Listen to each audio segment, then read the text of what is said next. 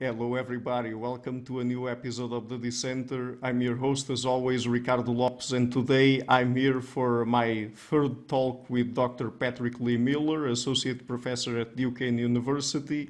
And we're going to focus on Nietzsche and Plato because he's been giving courses and lectures on both of them for the past 10 years or so. And so, Patrick, welcome to the show. It's always a pleasure to everyone. Yeah, thanks for having me back. I always enjoy talking to you, Ricardo. So, about Nietzsche, first of all, Nietzsche is a very complicated writer. Particularly when it comes to interpreting him, because he writes especially in aphorisms, and sometimes he seems to contradict himself a little bit. And of course, he never or rarely does he follow a line or a train of thought from beginning to end. Sometimes it's just fragmentary. So, but anyway, there are some people that tend to say that in his writings he go through several different phases. Do you agree with that, and what would be those phases? Okay, just before I talk about the phases, I guess I'll just express a reservation about Nietzsche as a complicated writer. So take Heraclitus, his philosophical hero. He was called in antiquity the obscure, Heraclitus the obscure. But Nietzsche believes, as I do, Heraclitus writes with crystalline clarity. I find the same thing with Nietzsche. I think he's one of the easiest philosophers to read. And the idea that he's complicated always shocks me, because when I think complicated, I think Kant, Hegel, Aristotle. By contrast, Nietzsche, I can read a paragraph of Nietzsche and feel alive and feel like I'm getting something. Something that I can't say for those other figures who require years of devotion before you even get a sense of what they're doing. But at any rate, it highlights what it is one means by clear writing. So I was trained for my PhD in the tradition of analytic philosophy, Anglo-American philosophy, where clarity of writing is taken as the sort of central virtue of writing. And yet, when I read analytic authors, especially the farther and farther I get away from that tradition, the more complicated and obscure they seem to me. By contrast, they at the time when I was training would have ridiculed Hegel, certainly, perhaps legitimately, Nietzsche also as a complicated writer. And I think the values were inversed, just as the description of Heraclitus the obscure seems to me reversed. But let's go to the phases. So I think that people typically divide Nietzsche's writing into 3 or perhaps 4 phases. Yeah, I've heard about the 3, the 4, not so much, but yeah, go ahead. Yeah. So you've got the early phase, which is primarily the birth of tragedy, where Nietzsche, that's his first major book, 1873, where Nietzsche's still writing as a philologist, that is to say, a scholar of classical antiquity, which he was a professor of for 10 years at the University of Basel. So that's a very different book from the rest of his work, because it's quasi-scholarly. I mean, scholars now would disdain it, but he's referring to, he's making an argument about classical antiquity and the interpretation of what tragedy means, and so on. So there you've got that first phase where he's really still immersed in the world of classical philology. Then you've got the second phase, which is, I suppose, his break with that. He's certainly breaking with, he's no longer a professor. So this is starting, I think, in roughly 1878 or so, where he's no longer a professor, and he's writing works that are sort of considered materialistic, positivistic, a break away from the kind of spiritual grandeur of the birth of tragedy. And one way of characterizing the second period is it's his comic phase. So if he had a tragic phase, his comic phase, characterized especially by the gay science, the joyful or the comic science, is an emphasis on materiality, science, and joy, let's say, as opposed to tragedy. I think it's a false dichotomy, but at any rate, there is a different flavor to works like Human All Too Human, Daybreak, and the first 4 books of the gay science. So by the way, that second phase, is it the one where he starts to distance himself more from Schopenhauer? Because Yes. in The Birth of Tragedy, clearly is very influenced still by Schopenhauer's writings. But in the second phase, would you say that he is already distancing himself from him? That's an excellent way to make the distinction, actually better than the one that I suggested, although I'll collapse them. In The Birth of Tragedy, it's a Schopenhauerian book. It's explicitly so. He's taking Schopenhauer's metaphysics as the truth and then interpreting the phenomenon of classical tragedy and then the rebirth of classical tragedy in the person of Wagner in light of Schopenhauer's philosophy. And so very roughly speaking, in Schopenhauer's philosophy, you've got the will, which is real, this, Schopenhauer takes like the Kantian thing in itself, this invisible reality outside the phenomena, but instead of treating it as an abstract, desireless object, instead it's a subject of sorts. It's just pure desire. That's the reality in Schopenhauer. And then the phenomena, which you also get in Kant, but the phenomena are similar, what we experience through our senses and so on. So you've got this two-world metaphysics. In Kant, you've got the noumena, the intellectual, the thing in itself versus the phenomenal. And Schopenhauer takes on that distinction, but he changes the character of the thing in itself and gives it desire, calls it the will. That's the metaphysics of The Birth of Tragedy. And you're absolutely right. In the second phase, Nietzsche breaks with that metaphysics. And so I call it scientific. So a scientist who goes to that will be puzzled what I meant. It's sort of anti-metaphysical. And that's what I meant by materialistic. He's taking the world not as having some deep ground of meaning like the Schopenhauerian will, but that it bears its reality on the surface. So, and what about the third and possibly the fourth phase, if there's one? Let's skip to the fourth phase as I'm characterizing them, and what's typically called, I think, the third phase, and that is sort of 1884 and following the late Nietzsche, the mature Nietzsche, the works that you'll typically read in a college course, like Beyond Good and Evil or The Genealogy of Morality, sometimes The Twilight of the Idols, and so on, many others, of course, but those would be the major ones. If you're only going to read one period of Nietzsche, that would be the period to read. So what is the third phase? What is the intermediate phase? And that is the years 1881 to 84 when he writes Thus Spoke Zarathustra. So the question, which is just a pedantic one, are you going to include Zarathustra as part of one of the other phases, or are you going to make it its own phase? I would like to make it its own phase because there's a clear break in Nietzsche's life and in his career with Thus Spoke Zarathustra. And more distinctly with his belief, Nietzsche's belief in the doctrine of the eternal recurrence of the same. Yeah. So he has this revelation, I believe it's in 1881, that he's living the same life that he's lived in infinitely many times before and that he'll live in infinitely many times afterwards. And he thinks that's the thought he's kind of been grasping for ever since, The Birth of Tragedy. And it's true, I think you look in The Birth of Tragedy with that lens, you can see, in fact, yes, he's grasping for this doctrine. He comes to it, he believes it in this revelation in 1881, and he writes Thus Spoke Zarathustra as, if you like, the Bible of this new gospel, of this new doctrine.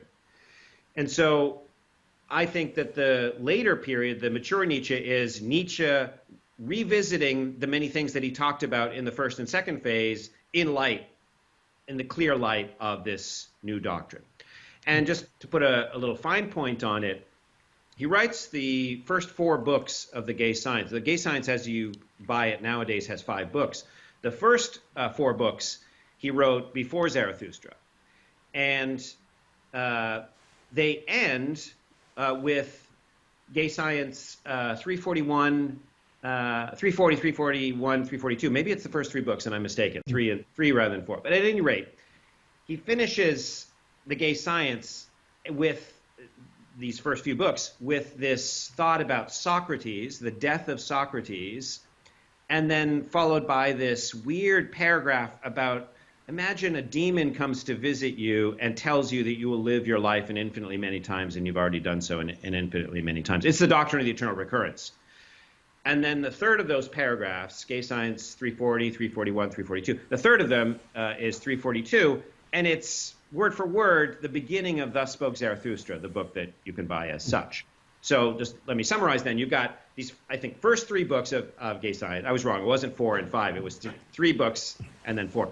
He writes the first 3 books and in this second phase. Then he has this revelation and he encodes it in those final 3 paragraphs. Then he goes off and writes Thus Spoke Zarathustra.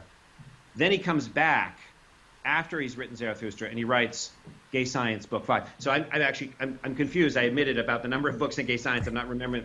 But at any rate, what's important for our purposes is there's a chunk, the majority of Gay Science he writes in that second phase, and then Gay Science, Book 5 he writes in that 4th phase. So what happened in between the second phase and the third phase? It's the revelation of the doctrine of the eternal return, and then him writing this gospel of the eternal return, namely, Thus Spoke Zarathustra. Mm-hmm. But I mean, as you mentioned, Thus Spoke Zarathustra could be understood as a phase in and of itself, because the book itself seems to be at least a transition also between the second and the third phase, if we don't consider Zarathustra itself another phase. But I mean, and it's also, or at least when you read it, it seems very different from all the rest, even the second and the third phase, right? It's stylistically unlike anything else. Oh yeah. That's definitely the case, at least in terms of style, but perhaps also I would argue in terms of content. Yes.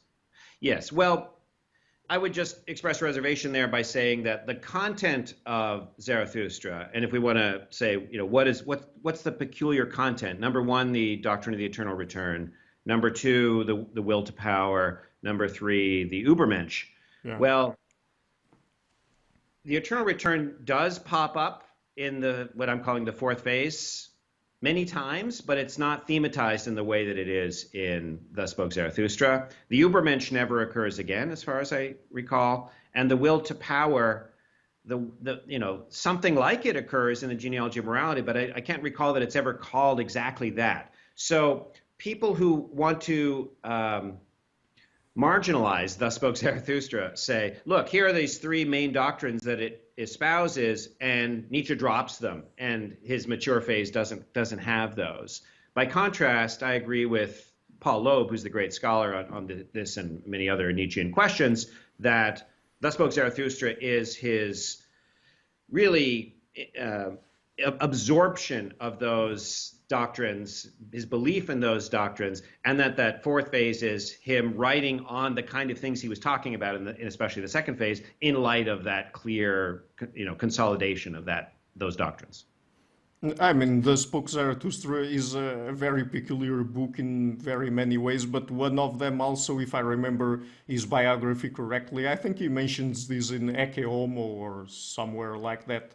That book was written in a very short period of time. I mean, that he just had the idea, and then it was just like a few days that it took for him to write it, I guess, if I remember correctly.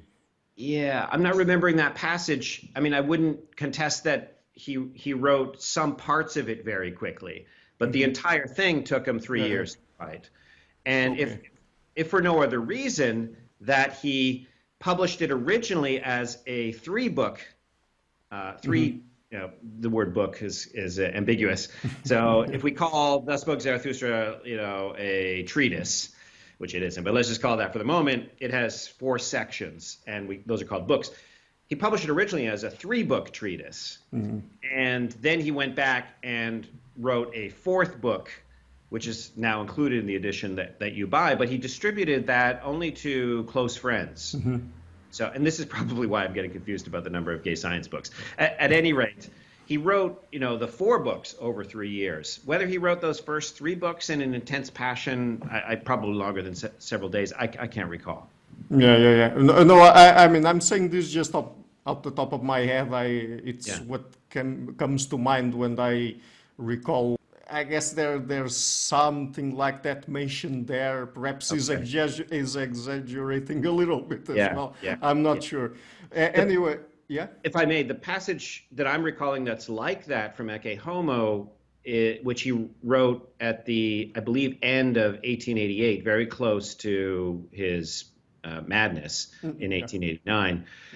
He's summarizing his writing career, and he talks about the year 1888, where it's just astounding how much he wrote the Genealogy of Morality, for example. He wrote Twilight of the Idols. He was writing Ecce Homo and several other books of the highest quality, and he says that in his characteristic narcissism, which in this case is earned, namely that these 6 books or however many it is in the space of 1 year. So he certainly had these fits of passion where he wrote an immense amount of material very, very quickly and without error, at least by his own light.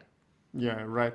By the way, and since in Zarathustra he introduces or mentions very much the idea of will to power, there's a posthumous book with that title, The Will to Power, that was not, as far as I know, organized by him. It was organized by his sister and publisher, and that's a very controversial one because there are people who say that we shouldn't take it as canon in terms of Nietzschean literature because it wasn't organized by him and it was, at least to some extent, the content was manipulated to some extent by his sister to serve her political agenda, let's say. But there's still that book. Would you consider it canon or not? How do you look at it?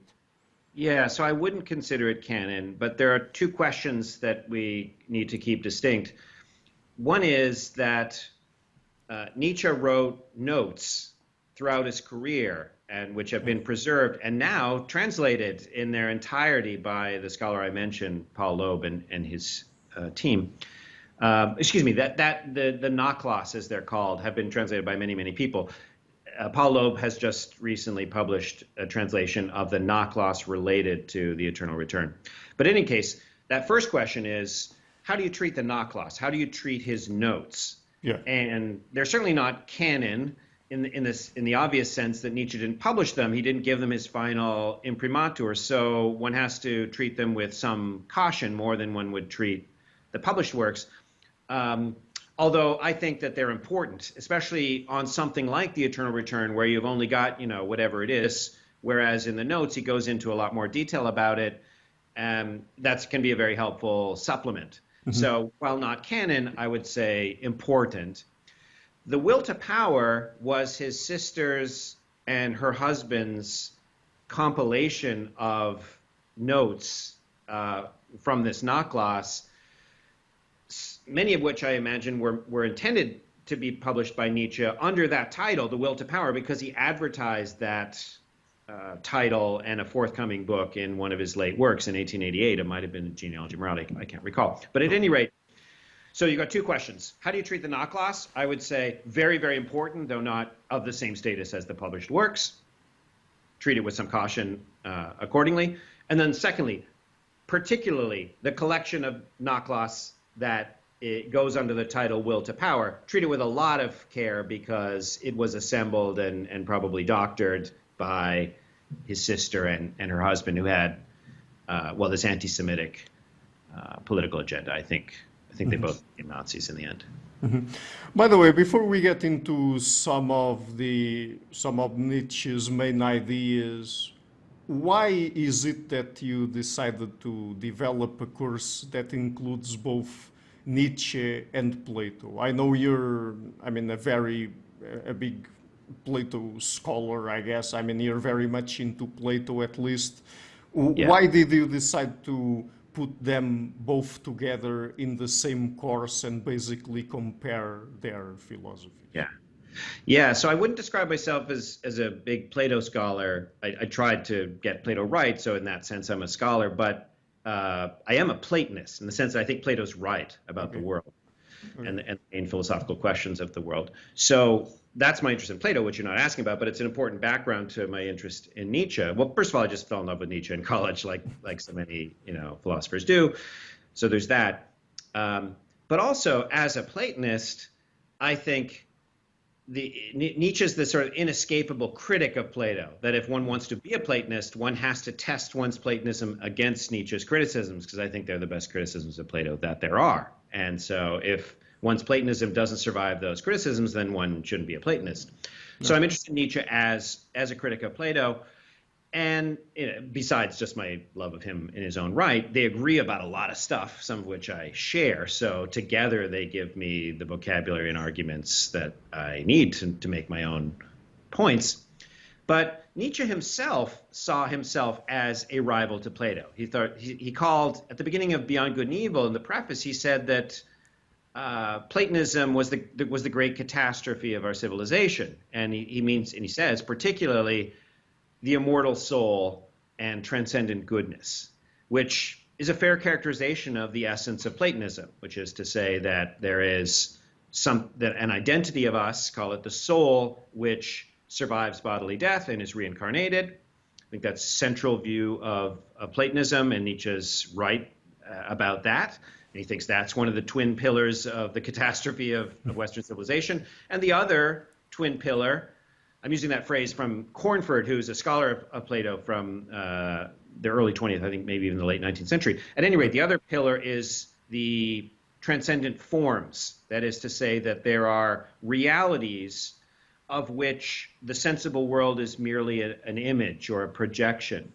And chief of those realities is so-called form of the good, or the good. So when Nietzsche says Platonism, the immortal soul and transcendent goodness was the great catastrophe of our civilization, I think he's right that that's Platonism, and so I'm very interested in why does he think it was a catastrophe. And as I say, I think I'm being fair to Nietzsche because he's trying to develop a philosophy that doesn't commit those errors, very seductive errors. He thinks, you can't just check the box, oh, I don't believe in the immortal soul and I don't believe in transcendent goodness, so now I'm a new philosopher. He thinks those doctrines seep into everything in our civilization, such that to deny those doctrines is to reconceive what it is to be a human being. Mm-hmm. But when it comes to the source of those doctrines, I mean, is it really Plato primarily or originally, or even more so Socrates? Because I know that Nietzsche also criticizes Socrates at least a little bit. And I mean, in our first conversation, we even talked about the pre-Socratics and then comparing them to the Socratics or post-Socratics. So, and also why at least to some extent, that distinction doesn't really make sense, at least in certain aspects of it. And curiously enough, Nietzsche seems to be a very big fan of at least some of the pre-Socratics, but when it comes to Socrates and the people who come after him, I mean, things are not exactly the same. So, but I mean, is it really Plato the source of those problems that Nietzsche points to, or is it even more so originally Socrates? So it's Plato, but there's a lot in what you're saying. So let me just back up. Okay. Nietzsche. So here's the quick and dirty answer. When Nietzsche lectured on what we now call the pre-Socratics, if you go to college nowadays, at a good one, there'll be a course dwindling, but nevertheless, in some places still a course on the pre-Socratic philosophers. Nietzsche, as I say, was a professor of classical philology at Basel with this special interest in philosophy. So when he taught that period, his course was called the pre-Platonic philosophers. And I think that's right, that you have to characterize that period as before Plato, and then Plato and afterwards, that Nietzsche was correct, again, in his estimation of Plato as the watershed figure. Yeah. Just another note on that, to tie it into what I was saying earlier about the birth of tragedy, that Nietzsche thinks there was this great age of Greece, which he calls the tragic age, which culminated in the 5th century. There was the Homeric period, and then the 5th century BC still preserved those Homeric values, and he thinks those Homeric values are still discernible in Heraclitus and the other figures we call pre-Socratics, or that he would call pre-Platonics. But that in that book, The Birth of Tragedy from 1873, he describes how it is that great tragic culture, epitomized by what we call nowadays the tragedies of Aeschylus and Sophocles, especially, and Euripides, how that tragic culture was destroyed from within, how certain figures within that culture took some of its values and turned them against its best values and destroyed it and created something new, which Plato epitomizes. So in that narrative, not to go on too much of a tangent, I'm sorry, but in that narrative, he thinks Euripides is one of the main destroyers of the tragic tradition because he wrote tragedies, but they're kind of quasi-philosophical, as if Socrates is a character interrogating people. You get these intense dialogues, line by line, stochastic they're called, sort of interrogations like a Platonic dialogue. So yes, the figure of Socrates and other people like him, he thinks Euripides may have even been written by Socrates. One of his trolling jokes in that book made him, forever cast out of the serious tradition of Greek philology. But at any rate, back to your question, which was, help me recall. My question was Socrates. Yeah. Exactly. So it's a complicated answer because the simple answer is it's Plato. Because Socrates, as far as we can tell, the historical Socrates, if you triangulate who that man was from the few sources that we have, namely Plato, Aristophanes, and Xenophon, it doesn't seem like that guy believed in the immortal form, in the immortal soul, or in the immortal forms, the spiritual forms. Certainly not the forms, maybe the soul, but probably not. So those seem to be Platonic additions to the character of Socrates. Okay. For those who aren't, familiar, haven't recently read the Platonic dialogues, this is the problem, is that Plato gives us this compelling portrait of Socrates, and it's easy to think, well, that's who Socrates was. But we've got these other portraits from Xenophon, another student, and Aristophanes, a critic, and they're quite different people from the Platonic Socrates. So one way of doing that I think is right, understanding it, is that Plato took this real man, and he really was executed by the Athenians for something like doing philosophy, and he added stuff to him as a character, and some of the things that he added were the immortal soul and transcendent goodness. Now, if I could add another dimension, in those passages of Nietzsche that I mentioned, Gay Science 340, 341, and 342, 340, which begin that little sequence that right before his revelation of the eternal return. I mean, I should say he's already seen the eternal return as true at this point, and this is his way of forecasting what he's going to do in Thus Spoke Zarathustra and the rest of his career. In 340, it's called The Death of Socrates. It's a paragraph whose title is The Death of Socrates, or The Dying Socrates. Mm-hmm.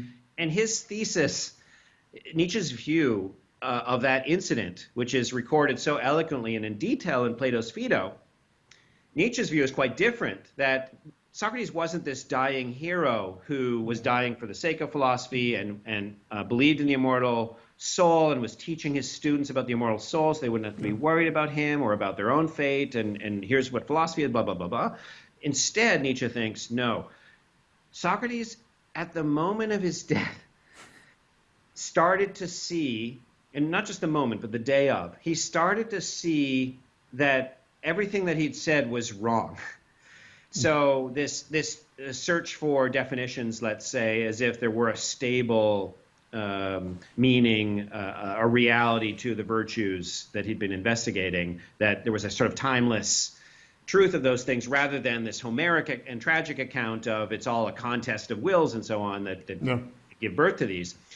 That he started to see that he was wrong. He started to sort of see the nothingness of his death, but more importantly, he started to see his rebirth.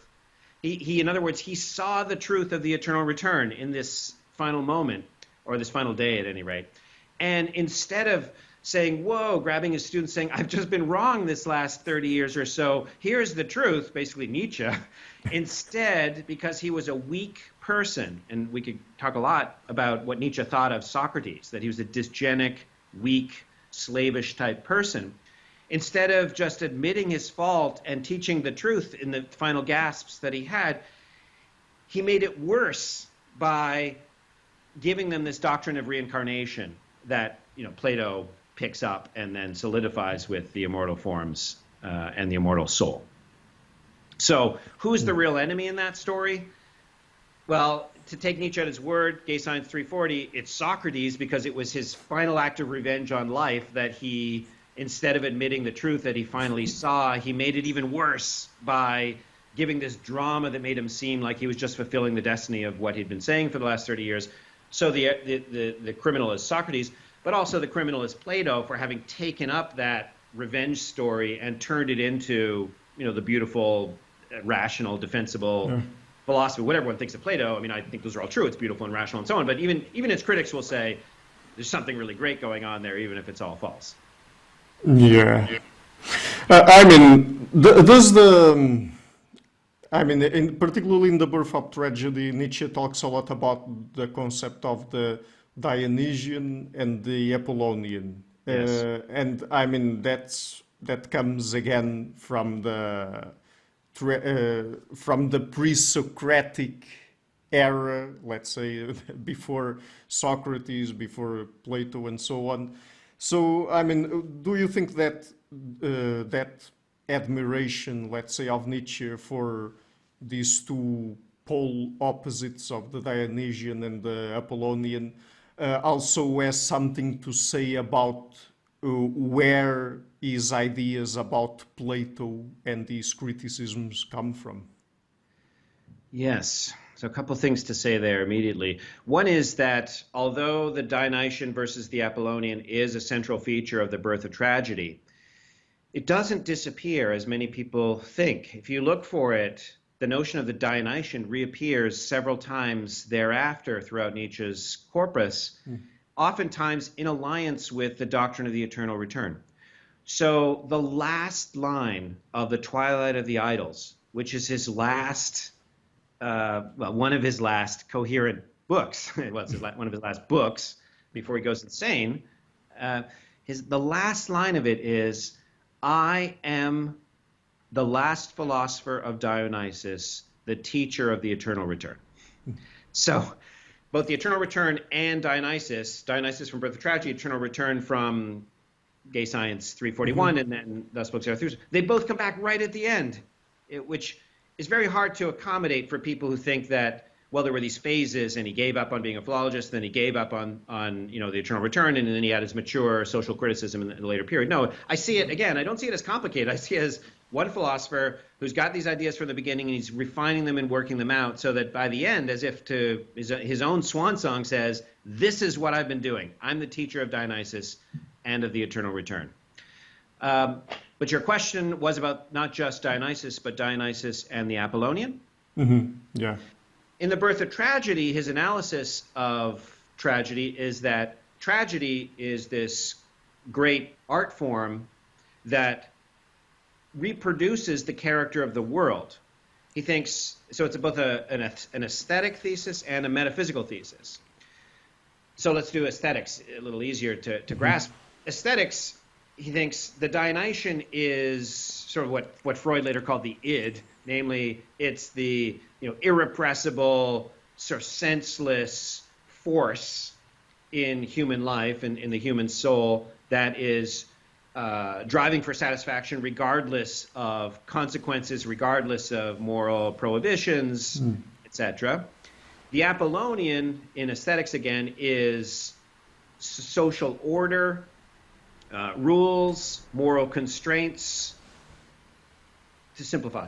And that what you get in a tragedy is the conflict of those two forces. So, for example, Euripides' Bacchae, where it's maybe clearest, ironically, you've got Dionysus, Bacchus, arriving in town for the Dionysian festival, and everything that represents, which is the breaking of social order. Women get to go out into the fields and run around naked and carry the thyrsus and drink wine and break all the rules.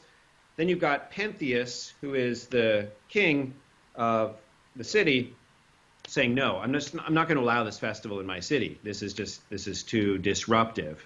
And so he represents the Apollonian, namely the imposition of order, the imposition of this individual will as opposed to this communal will. And how does the Bacchae end? It ends with his own mother, who is one of the Bacchantes, ripping off his head and not even recognizing what she's doing. That's the triumph of the Dionysian over the Apollonian. So I say ironically, that's Euripides. And Nietzsche's thesis, remember, is that Euripides destroyed Greek tragedy by being too Socratic, by being too Apollonian, by insisting too much on rational order. And so he has this problem with the Bacchae, which is this supreme play that illustrates his thesis, and he says, well, this was Euripides' swan song. This was Euripides' attempt to apologize to Dionysus for what he'd done. So there's the aesthetic thesis. The metaphysical thesis about the world is, as we talked earlier, this Schopenhauerian will, this senseless drive for satisfaction without any moral criteria whatsoever. And it's there everywhere, obviously in us and in animal life and in plant life and perhaps even in the inanimate stuff. And what does it do? It creates things out of its own desire. And those things are individual objects for its pleasure, but it takes just as much pleasure in the destruction of those things as it does in their creation, and that the world is just this endless cycle of creation and destruction of the will satisfying itself. Now, your question was, I think, if I recall correctly, sort of what does Plato think of that? Is Plato rejecting that? And in some sense he is, because Plato's saying, Nietzsche, if I may be anachronistic here, Nietzsche, you're right that the sensible world is like that, but there is a world, the real world, the world of forms, the world of the immortal soul, the world of transcendent goodness, that is not like that, and that's our real home. And we're here tarrying for a while to do whatever we're doing. We can talk about what that is for Platonists philosophize, but that our goal is ultimately this timeless reality. Nietzsche's, the philosopher of time, namely, this is where we belong in time. Plato's the philosopher who thinks we belong outside of time.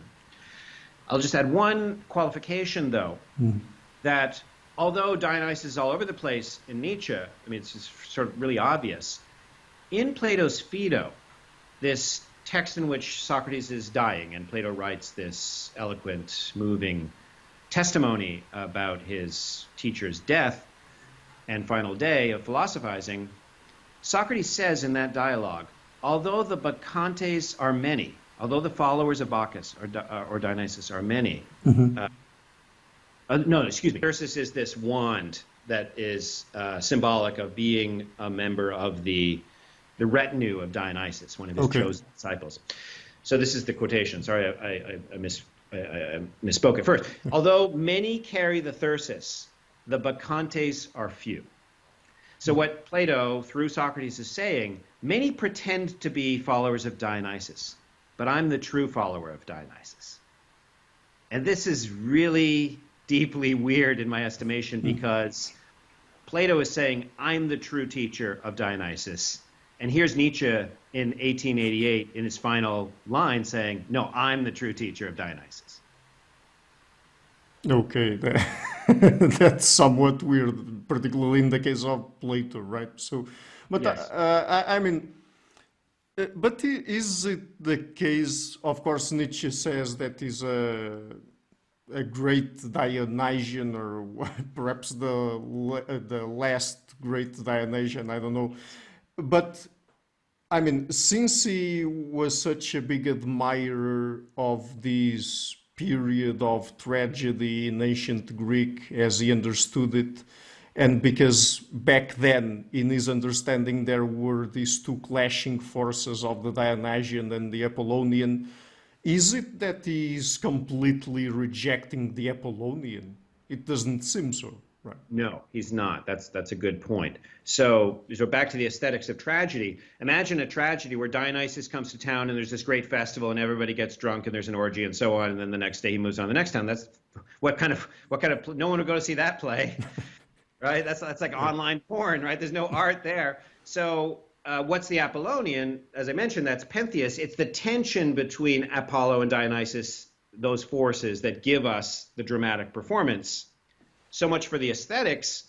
Nietzsche thinks the world just is a tragedy. The world just is the clash of these forces that gives it its beauty and its joy and its power, all three ultimately being the same thing, with the important qualification that Dionysus is primary.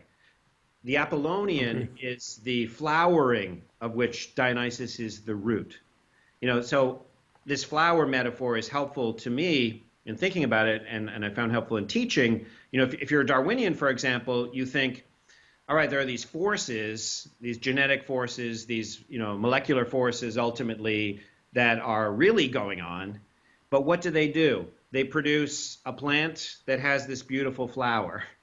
Now that ultimately that's still molecular, that's still genetic, that's still Dionysian in this sense, but there's those forces produce something beautiful. Of course, what happens? It gets eaten, it gets stomped on, its pollen gets removed by the bees and so on. That's still Dionysian, the destruction of the Apollonian. But if it were just pure molecules with no beauty, it wouldn't be a tragedy. If it were beauty without molecules, impossible in Nietzsche's estimation. It wouldn't be a tragedy. You need both, recognizing that the Dionysian is primary. Mm-hmm. And I mean, that also manifests in terms of art and aesthetics, right? Because I mean, yes. I know that Nietzsche was very appreciated very much ancient Greek art, like, for example, the poems and the writings by Homer. But yeah. Wasn't it the case that Plato and Socrates, if I remember correctly, weren't very fond, at least, of what would they call them? I mean, the people who wrote poetry, or perhaps more fictional stuff, let's say, for some reason. Yes. Okay, so Plato has a very complicated relationship with the poets. Yeah. And I won't make it simple, but I'll simplify it by saying, let's just talk about the dialogue Republic, where he really tackles this problem head on. And there are other dialogues where he celebrates the poets, but at any rate, in the Republic, there are two really important stretches where he deals with this contest between philosophy and poetry. And in Republic 3, there's a very particular purpose he has, which is training the future leaders of his utopia. And the classical education to that point had been reading Homer and absorbing Homeric values. One of which was, for example, that honor, fame is what's most important of all. That if you die without people speaking your name, that your life has been wasted, and that if you die in a blaze of glory on the battlefield and people speak your name forever, then you've succeeded. But that war is where glory is won, and so war is a crucial feature of a good life. That's Homer 101. Plato in Republic 3 thinks, well, there's clearly a lot of power in Homer. We got to keep Homer in our curriculum. This is how you form children's minds and the values of a society. You tell them stories. But Plato, the moralist, comes through and cuts out passages of Homer that he thinks are immoral.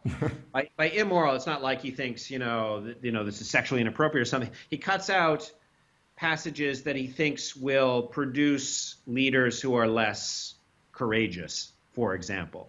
So when Priam, the king of Troy, loses all 50 of his sons, he rolls around in the muck and he covers himself in ashes in the grieving process. And Plato wants to cut that out because he thinks the implicit message is death is bad, and you won't get warriors who fight with verve, but rather with fear if they think that death is bad, and that's a dishonorable thing that Priam did. So we just got to cut that passage out. So that's book 3 about the training of the future thinkers. The future leaders who are philosopher kings. Book 10 is really the canonical statement of Plato on poetry, and the moralism is still there. He recognizes that poetry is crucial, not just for the formation of children stories. Nowadays we show the movies, right? But it's the same thing. This is how we're training them in the values of our society, but that it remains powerful for people all through their lives. So tragic performances in Athens, for example, were attended by everybody who could go and had the resources to do so. I mean, it's a festival, so everybody could go who was freeborn, and there's a debate about whether women could go or not, but just leave that aside for the moment. Plato recognizes this is an extremely powerful thing. As a result, we have to be very careful in supervising it to make sure that it doesn't promote the wrong virtues, the wrong messages. And so, that effort to train children in book 3 survives in book 10, even for adults in his perfect city. He thinks that philosophy is superior to poetry. And you can see Nietzsche as saying, no, poetry is superior to philosophy, if the question is this question of tragedy. because tragedies present us this irreconcilable conflict between Plato. Plato thinks the conflict can be resolved, and it is resolved in heaven, if you like, in the transcendent realm where the soul has its true home.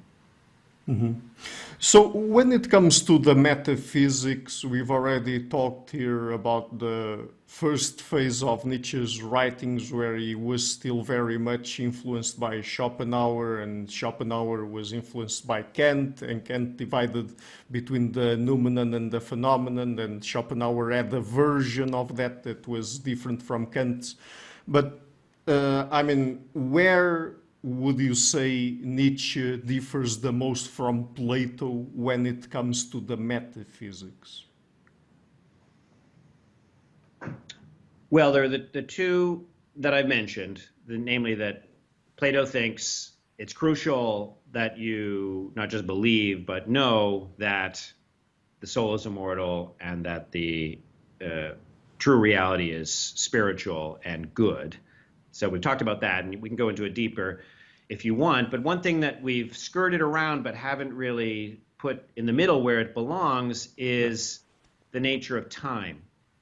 So when Socrates is dying, as I mentioned earlier, what Nietzsche thinks, because Nietzsche's just had this revelation that time is circular, what Nietzsche thinks is that Socrates saw the truth, namely time is circular, and that we need to appreciate that because we're living as if time is linear and everything has gone wrong. That's an interesting story that we should discuss eventually, but everything has gone wrong with our species because we've assumed time is linear. If only Socrates had recognized, well, he was recognized, if only he had taught in his final moments the truth, then this catastrophe wouldn't have been intensified by Plato. Because to be honest, as we may discuss, the real catastrophe was linear time, was our species' belief that time moves from past to future, and that the past is irrevocable and the future is can be influenced and the past cannot, and so on. That started, from the beginning of our species, Nietzsche thinks. He makes that clear in Genealogy and Morality, the second book. Plato just intensified that. Plato gave like the official doctrine of how the world would be if that were true. Nietzsche thinks to go to the root of the problem that flowers in Plato, to go to the root, one must address this problem of time. So, to answer your question succinctly, that what's their main difference when it comes to metaphysics? For Nietzsche, time is real. There's nothing unreal about time, and its reality is that it's circular. For Plato, time is a shadow, a moving shadow of eternity. Eternity is real. Time is unreal. But I mean, let's go into that aspect of thinking about time as linear versus time as circular. So, from a Nietzschean perspective, what would really change for humanity if we thought about time as circular? Yeah. Well, everything is a cheap answer to your question, but and I'll say more, but not to lose the thread. The real answer is everything. Nietzsche thinks that error, linear time, is at the source of all of our philosophical mistakes. But you want to know, give me a specific example. No. And to give you the most immediately appreciated example, because in a way the others are more important, but they take a longer discussion, which I'm happy to have. But the most immediately appreciable way that things would be different is that if time is circular, then we can remember the future. Okay. So, it makes perfectly logical sense that if time is a circle, well, hey, I'm going along the circle here, and here is my past, as we're calling it, and I have this relationship to it called memory, but here is my future, and we typically think, because we think time is a line, I can't remember that because memory only goes backwards. But if time is a circle, then my future is actually also my past. So I can remember my future.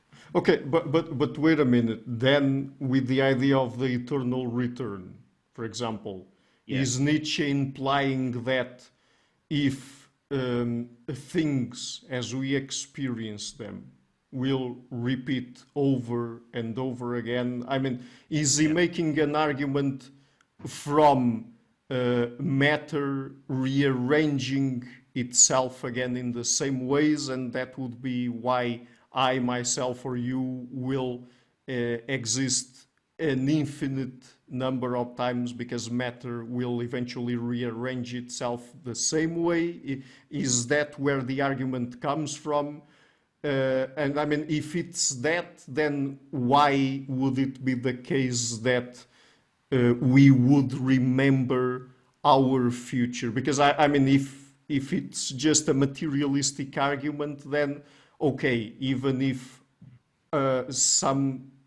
someone like myself will eventually exist again, we could think about it as me, but I mean, it wouldn't preserve my memories. I mean, it's very complicated, but Yes. do you get what I'm trying to get at?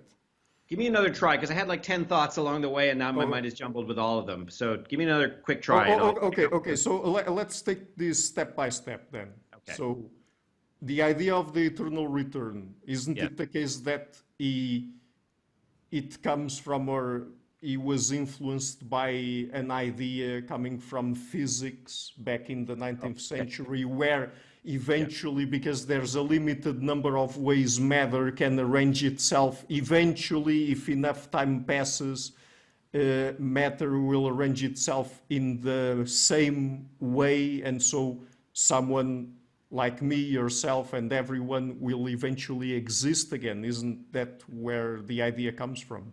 Okay, so there were two really big things that I heard you saying, and I don't want to forget the second, so I'll just mention it. Let's bookmark it, and that was personal identity, Okay. which raises the question, is involved in the question of memory and prophecy and so on. But this other big idea that you're proposing is the argument from matter. So let's focus on that first. Yeah. First thing to say is that Nietzsche never publishes an argument for the eternal return. Okay. So he's not proposing it as something, let me back up. He does make an argument in the Nachlass, the notes that I mentioned earlier. And that's one reason it's helpful. It's helpful to read the Nachlass to see, hey, Nietzsche's a philosopher like me, he makes arguments, and like he cares about whether this is valid or not and so on. But he's not a philosopher at least like me, because he doesn't publish the argument. Why is that? I think it's because, well, it's complicated. First of all, he had this experience. He's writing the end of gay science, well, 340, 341, 342 that I mentioned, and then Thus Spoke Zarathustra, and then arguably the rest of his career. He's writing that in light of his experience. That's what matters. And I think he thinks to put in an argument would tarnish it, because then people would think, I was persuaded by this argument, and my philosophy then is based on this argument, and then if you come to believe this argument, he doesn't think, for all kinds of reasons, that would transform our civilization the way he thinks it needs to be transformed. Because, as I mentioned, he thinks our civilization went wrong from the beginning. As I say, Plato intensified it, but it's our species really that went wrong from the beginning because of this belief in linear time. You don't extract a belief that's deep in our blood. You don't extract a belief that's deep in our blood with an argument. And there are all kinds of Nietzschean reasons for thinking that argument is ineffective against things that are in our blood. And I say blood quite emphatically, if the word's not emphatic enough, because that's the way he talks in Genealogy and Morality too. Namely, we have been bred not by a eugenics program, but we have been bred by circumstances from our non-human ancestors to the point where we became human beings, the distinction of which was believing in linear time for him. We have been bred to make this assumption, and it's everywhere. And I think he's right that once you sort of see how it shows up in a few philosophical problems, you see actually it's everywhere. So one reason I think he's not publishing the argument is you just think, well, that's not going to do it. What has to be done is a breeding program. And the breeding program is not going to work because people are convinced by the arguments. This is going to be a 1,000-year breeding program, and it's going to be rooted in this confidence of this experience. So that's one thing to be said. But I've lost a bit. Maybe you want to go from that. I had more things to say, but maybe that's provoked enough. Yeah, because I mean, the main thing I was trying to understand is if it stems from a materialistic perspective, Yeah. this argument, and Yeah. the argument is really that over time matter atoms will eventually rearrange themselves in the same way, and so the same people will eventually exist again in the future. I mean, if the argument stems from a materialistic perspective, then how could it be that we would remember our future as our past? Because, I mean, it would have to imply that the atoms that compose ourselves would in some way be able to retain our memories. Okay, so that's the first question of personal identity, but I think we still need to say a bit more about the doctrine itself. Okay.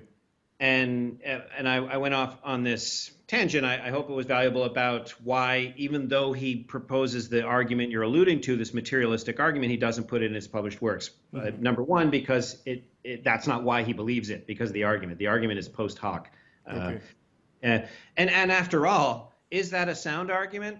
I mean, I've taught it. You know, the premises seem true. It seems valid, but of course, science has progressed a lot since the 19th century. Is it still valid? I don't have the training. I mean, I'm not saying at all that it's valid or true. I'm just trying to understand where Nietzsche is coming from. Yeah. But I think it's valuable to pause on it, because it's not just that he's protecting himself against refutation by just saying, "Hey, I had this experience. I don't need an argument." It's also that, and science will change. So even if I've got a good argument in the 19th century, it turns out to be a bad argument in the 20th. Those aren't his reasons. He's got long-standing reasons to reject arguments of that sort. So, for example, even before the revelation of the eternal return, in Gay Science 1, he makes, I'll call them nominalist arguments.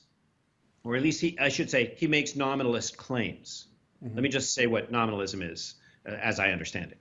Nominalism, from the Latin nomina, is claiming that there is no identity in the world. There is only difference. So that, for example, this coffee mug right now is not the same as this coffee mug right now. And it's kind of nice that it went off the screen, so you can't, be tricked by your senses, because after all, I may have two mugs here. That difference is so radical that nothing is the same as itself, even at a moment, because there are no such thing as moments. Time is a flux.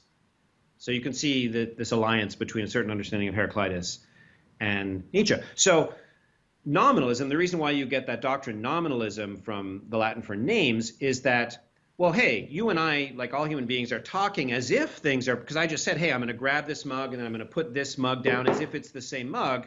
And I assume you're the same guy that I talked to in our last interview 3 summers ago, and you assume that I'm the same guy who did so, and et cetera. We couldn't survive if we didn't presume socially that things are the same, at least some of them. Nominalism, which Nietzsche's not alone, this is a medieval doctrine, and the sophists in Greece were the first to propose it seems to me, that nominalism is the idea that that's just names, that's just language. The world itself is just pure difference. And Nietzsche believes that. Nietzsche believes, long before the eternal return comes forefront into his philosophy, but in Gay Science 1, he's making these nominalist claims that there are no things, that there are no substances, etc. 5 famous, nominalist claims that he makes. Now, think about this just for a moment, if we could, because the eternal return, wow, crazy, weird doctrine. Let's try and make this somewhat credible. If you think about it as a Darwinian, and Nietzsche's a kind of quasi-Darwinian, think about it as a Darwinian. We didn't evolve for truth. We evolved to survive and reproduce and take care of our young, such that the genes that do that kept going. And Nietzsche thinks that, the individuals, for whatever reason, that were being things the way they really are, namely pure different, they didn't survive. And it's a thought experiment, of course. They were probably never born, but even if they had been, they would have died out. So what got bred, this is what I meant by breeding and what he means by breeding. What got bred into us is the illusion of identity in difference, namely coffee cup at one moment, coffee cup at two moment, not pure difference, identity. It was always this thing. That's identity in difference. We've been bred for thousands of years by circumstance to believe in identity in difference. And what Plato did, in Nietzsche's estimation, but I think he's right, is that Plato made an argument that's very similar. He said, all right, here's, for the moment, just use two cups because I don't have two coffee cups. Here are two cups, but we say cup one, cup two, as if there's something that they share, namely cupness. They're both cups. Yeah. How is that possible? Difference, but identity. We use the word cup. We have the concept cup that we think applies to both. But either we're just, like Nietzsche thinks, making stuff up. We're nominalists. It's just language. It's just in our mind. Or we're onto something. There really is identity and difference. And Plato's really simple proposition is, yeah, there is an identity in the difference. It's the form, but it can't be in time for the reason that I mentioned, because at every moment things are different. Plato respected Heraclitus just as Nietzsche did, just Plato then flipped and said, but we still get identity and difference because there's a spiritual realm that accounts for the identity. Here in the sensible realm, we get difference. Oh, okay, so that's a very interesting thing. So when it comes to their epistemology, Nietzsche's and Plato's epistemology, isn't it the case, at least if I understand what you just said correctly, that at least when it comes to the world we experience through our senses, that at least Plato and Nietzsche, when it comes to that, they would agree. I mean that at Yes. least in that realm, it's Yes. all differences. Because I mean, Yeah. of course, in Plato we have the forms, and Yeah. as far as I know, Nietzsche rejected that as Yeah. well. If I could just say one sentence, say one sentence on that, just to illustrate something that I said earlier on that may not have made any sense. This is another reason why I love Nietzsche. I think he's right. Even though I'm a Platonist, I think he's right in his description of the sensible world. Okay. It's just that when you're a Platonist, you think, but we know, and we can't know if there's no identity and difference, so there must be the spiritual world. So it's not like I study Nietzsche only as a critic of my philosopher and I want to defeat Nietzsche. No, I think he's just right about a lot of stuff. It's just that he doesn't take the next step as a Platonist understands it. He sees that step as a corruption rather than an advance. Yeah. But I pointed that out because here is a very good example of an area, epistemology in this case, where there are points of convergence and points of divergence between the two of them, right? Yes. Yeah, exactly. I'm sorry. I should have let you finish because that's what I wanted to say too. Yes. Yeah. So, I mean, and when it comes to identity, as you said, Plato puts it in the realm of the forms. So, That's a right. sort of ethereal realm. Right. And Nietzsche rejects that completely, or Rejects that completely. And here's why I brought that up. I hope this will come full circle now. That Nietzsche's believed in pure difference, at least from during that second phase. If it's not discernible in the first phase, it's definitely highlighted in the second phase in Gay Science, Human Ulti-Human, Daybreak, the 1870s, mid to late 1870s works. Yeah. Okay, lost my train of thought. He believes in identity. He believes in pure. Okay. So you want to know what is his argument for the eternal return? Yeah. And I said, well, he makes the very argument you seem to be alluding to, this materialistic argument about the arrangement of matter and so on. But then it's a mystery. Why doesn't he just put it in his published works? Well, I gave you a couple reasons that that's not why he believes it, because of an argument. Secondly, it wouldn't address the basic problem of blood that he ultimately thinks is the problem that no argument can ever address. But thirdly, and this is going to at least be more credible to philosophers, that he thinks that kind of argument, okay, like what is the first premise? There are atoms, et cetera, et cetera. That first premise already encodes there are things, which is, he thinks, just you're lost at that point because there aren't things.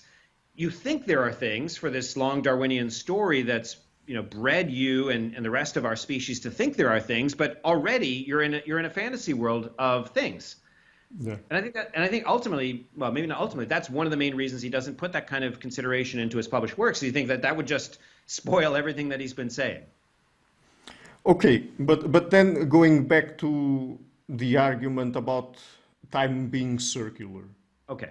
So why is it that if that was the case, or at least if humanity thought about time as circular, why is it that things would change so much for humanity? Because at a certain point you mentioned that he argues, or at least that's your understanding of it, that he argues that because the future would be the past, at the same time we would be able to remember the future. But I mean, I'm just trying to figure out how in the mind of Nietzsche that would work. Okay, and so that gets to this, what I call the second thing, which is about identity, personal identity. So we've done, I think we've laid some good foundation just about talk of identity and difference, and then the question will be when it comes to personal identity. At the risk of being perverse, let me just talk a bit about linear time to show what's at stake here. Because I said, hey, there are huge civilizational consequences. You might think, remembering the future, really, is that really going to change things? And I agree, like that's not the fundamental thing that's going to change. That's just a quick and dirty way to say, this is going to be a very different way of thinking about your life. Okay. But here's the really important thing, and I think one needs to understand what Nietzsche thinks about linear time to see this. Okay. So think about animal consciousness and human consciousness, and think about it as Nietzsche thinks about it, right? Whether it's right or wrong is another question. Nietzsche thinks, to simplify, animals live in this kind of timeless world where they're not anxious about their future and they're not regretting their past. And as a result, there's a kind of bliss there. Now, clearly, there's a disadvantage. They can't accomplish great projects. They can't write Greek tragedies. They can't build Gothic cathedrals and so on. But, is it worth it? Because after all, the price of the Gothic cathedrals and the tragedies and so on is this tremendous anxiety about our death and about our decisions, and then tremendous regret and guilt about our past. That only makes sense. That anxiety and that guilt only makes sense, or regret rather, that only makes sense with linear time.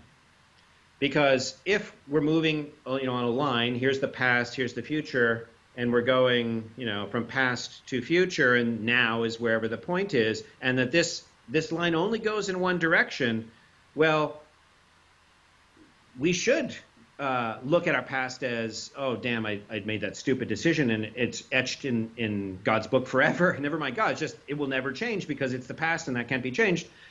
And in the future, well, we're going to go along. I've got to make these decisions and really important, and then bang, it's over for me. And then I'm, all the anxiety about nothingness and so on. So those kinds of deep existential worries only make sense against the background of linear time. Nietzsche's story in Genealogy of Morality 2, and also in Thus Spoke Zarathustra at the end of Book 2 on redemption, a section called On Redemption, he thinks that way of thinking, that emotional register of regret and anxiety, breeds guilt and resentment, because the guilt comes because of our attitude towards the past and the psychodynamics he has about self-punishment, because, hey, I'm in this horrible circumstance, this must be my fault, I must have done something. Oh, here's a God who I've wronged in some way, and he's punishing me by putting me into this world of becoming, blah, blah, blah. And then resentment is, I'm so weak, I can't change this, I can't alter the past, I'm this sort of slave to time, etc. That witch's brew of guilt and resentment will be recognizable to anybody who's ever read the Genealogy of Morality or heard, the basics of Nietzsche, the late Nietzsche, namely, those are the emotions characteristic of slavish people, and literally slaves, who then have a worldview based on those emotions.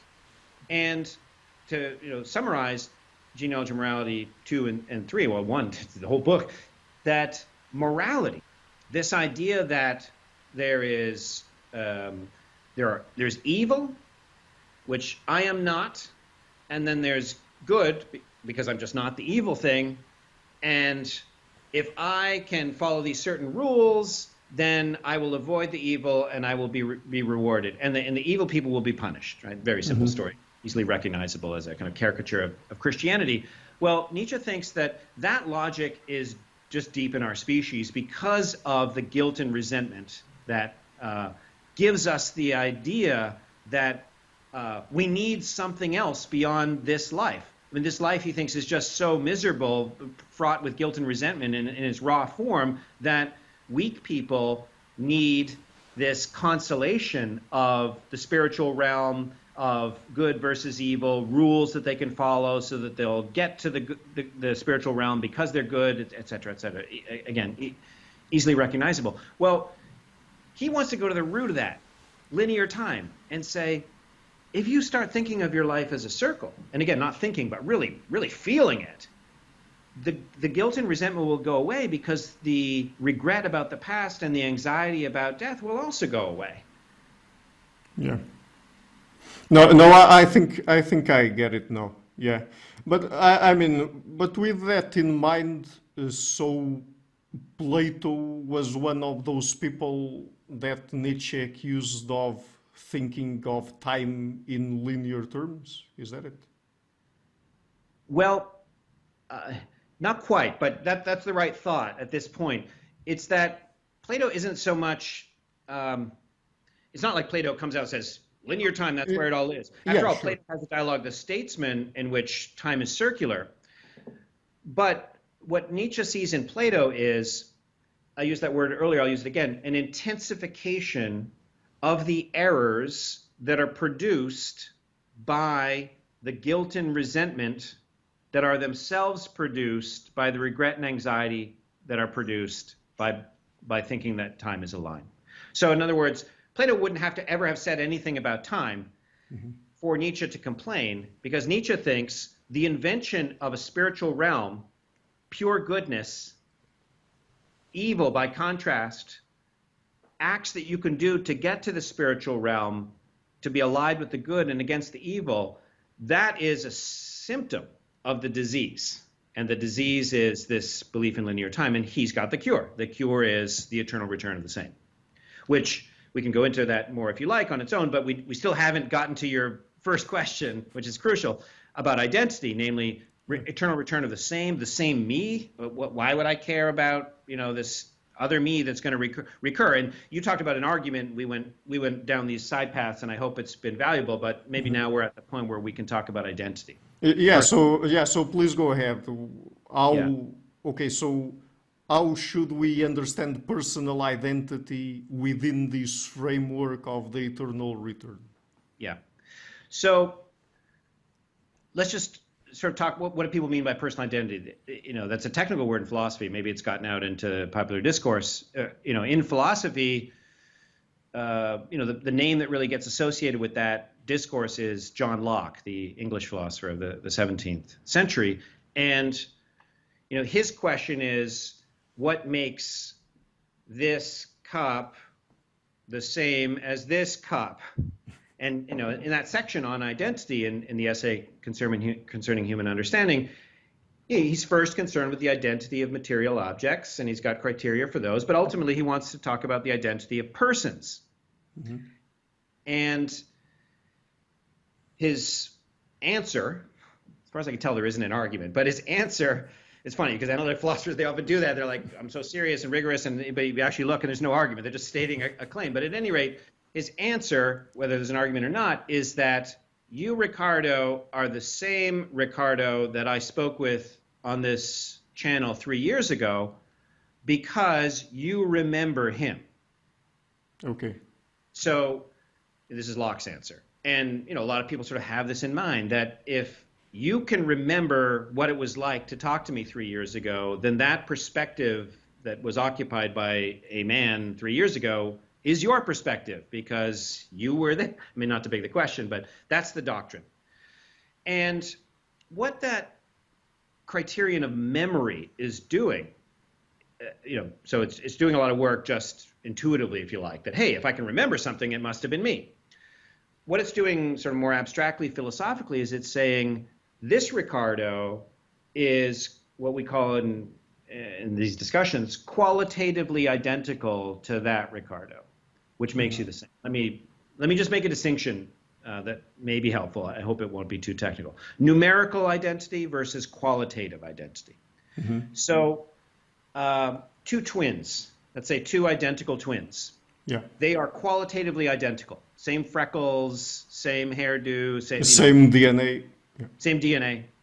But numerically different. They're two. You call one Peter, you call the other one Paul. So that's qualitative identity, numerical difference.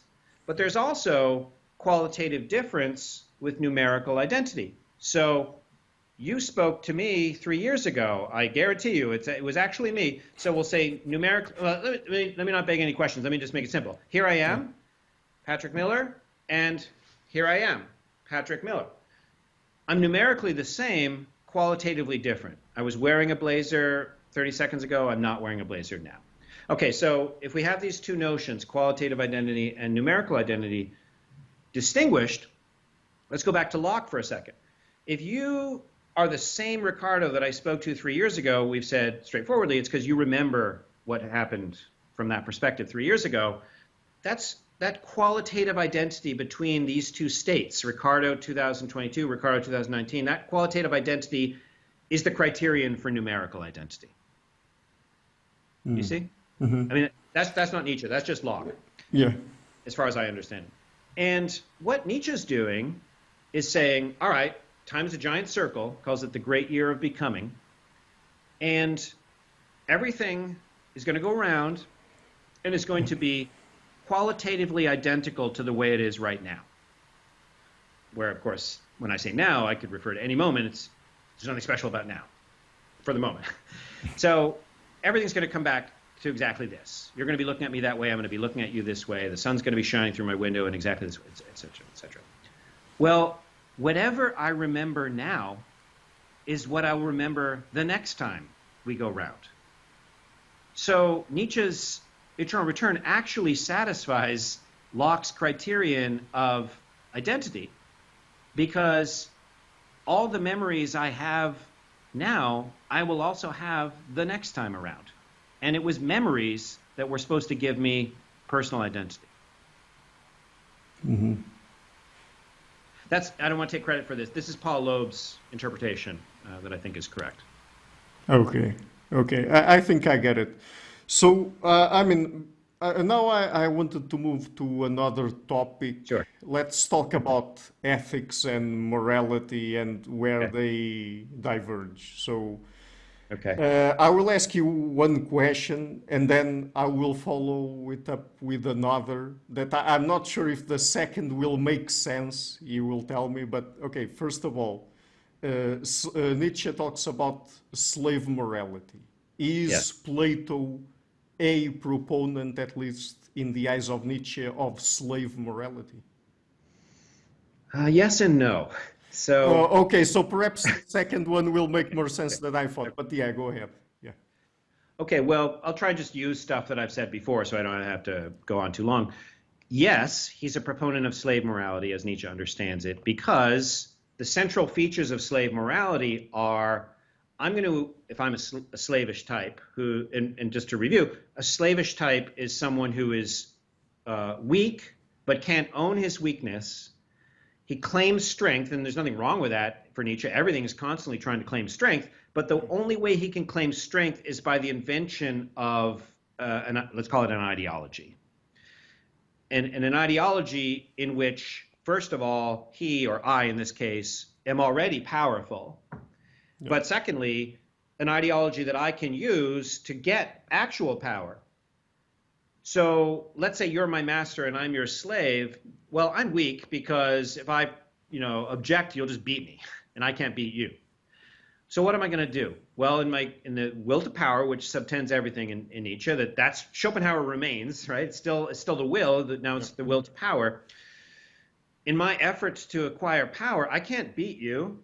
I can't contest you in any open way. I need subterfuge, and my best subterfuge is going to be the invention of morality, namely the capital M morality, which is a worldview, according to which you're evil, I'm good, there's a God, God is outside time in Plato's version, and will reward me and not reward you. In fact, he's going to punish you. You can see, obviously, how this becomes Christianity. And first of all, I get the self-satisfaction of, a meaning to my life and a feeling of power, hope in the future. But secondly, if I can trick you into believing this, then you're going to give up your worldly power in the Christian version. Right? You should turn the other cheek, and you should carry my pack another mile, and et cetera, et cetera. So I'm going to liberate myself as a slave through subterfuge. And in fact, I might even get to the point where I'm the priest and you're the believer, and now I'm your master and you're my slave. I've completely flipped things around. So is Plato a proponent of slave morality was your question. Well, Plato's not a Christian, so there's some elements of that Plato doesn't endorse. But Plato, in Nietzsche's estimation, I think he's right. Plato elaborates that worldview, the main tenets of that worldview, namely the spiritual realm and the phenomenal realm, the idea of if you behave well here, you have a different destiny in the spiritual realm than if you behave badly.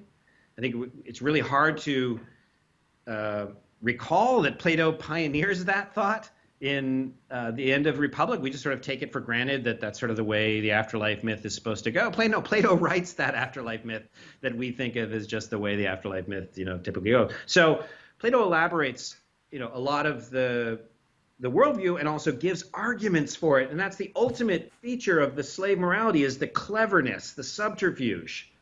So it's like Plato is this aristocratic proponent for slave morality. That's the idea of the tragic culture undermined itself from within.